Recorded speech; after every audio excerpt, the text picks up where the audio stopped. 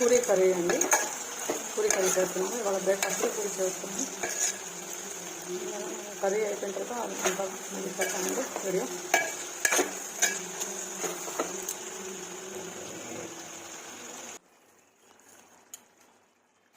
పూరీ కూర చెప్పాను కదండి. ఇప్పుడు ఒక 2 స్పూన్స్ ఎందుకంటే ఈ స్పూన్ తోటి 2 స్పూన్లు శనగపిండి వేసానండి. ఎందుకంటే ఇప్పుడు అది వేసిన ఒక 5 మినిట్స్కి పూరీ కూడా గట్టి పడిపోతుంది. చూడండి చిక్కగా అయిపోతుంది.